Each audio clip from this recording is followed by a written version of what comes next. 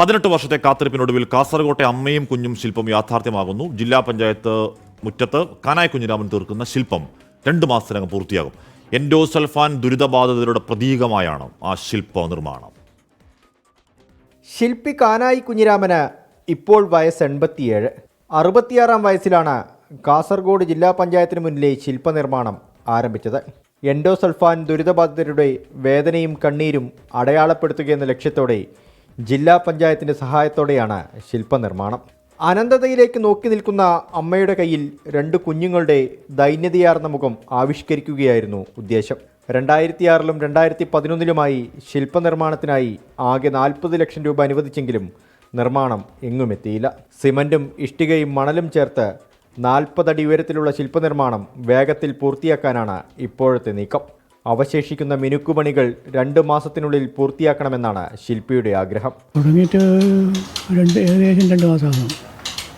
അങ്ങനെ 2 മാസം ഇനി ഇത് 1 മാസം കൂടി ഉണ്ടെങ്കിൽ 1 മാസം പോരാ, എന്നാലും 2 മാസം കൂടി ഉണ്ടെങ്കിൽ ഞാൻ ഉദ്ദേശിച്ച പോലെ കംപ്ലീറ്റ് ചെയ്യാൻ പറ്റും. പൂർത്തിയാക്കിയിട്ട് ഞാൻ പോകും. ആദ്യഘട്ടത്തിൽ തുറസായ സ്ഥലത്ത് ഏവർക്കും കാണാനാകുന്ന രീതിയിൽ നിർമ്മിക്കാനായിരുന്നു തീരുമാനം. എന്നാൽ അടുത്ത കാലത്തായി ശില്പത്തിന് സമീപത്ത് 3 നില കെട്ടിടം പണിതതോടെ കാഴ്ച മറഞ്ഞു. ഈ കാര്യത്തിലെ നീരസം ശില്പി മറച്ചു വയ്ക്കുന്നില്ല. നമ്മുടെ മനസ്സിലാണ് രൂപം വരുന്നത്, അത് പുറത്തേക്ക് എടുക്കണം. അപ്പോൾ ഒരു കുട്ടിയെ പ്രസവിക്കാൻ 10 മാസമാണ് നമ്മൾ പറയുന്നത്. സിസേറിയൻ ഓഫ് അങ്ങനല്ല, നാച്ചുറൽ ഡെലിവറിയാണ്. അതേപോലെയാണ് ഇതും. മനസ്സിൽ വന്ന് തീർന്നിരിക്കുകയാണ്. എത്രയും പെട്ടെന്ന് പ്രസവിക്കണമെന്നില്ല ആഗ്രഹമാണ്. അതെപ്പോഴും പ്രസവിക്കുന്നതാണ്, ഉടനെ പ്രസവിക്കും. അടുത്ത മാസം അവസാനത്തോടെ നിർമ്മാണം പൂർത്തിയാക്കി പ്രതിമ നാടിന് സമർപ്പിക്കാനുള്ള ഒരുക്കത്തിലാണ് കാനായി കുഞ്ഞിരാമനും ജില്ലാ പഞ്ചായത്തും. 24 കാസർഗോഡ്.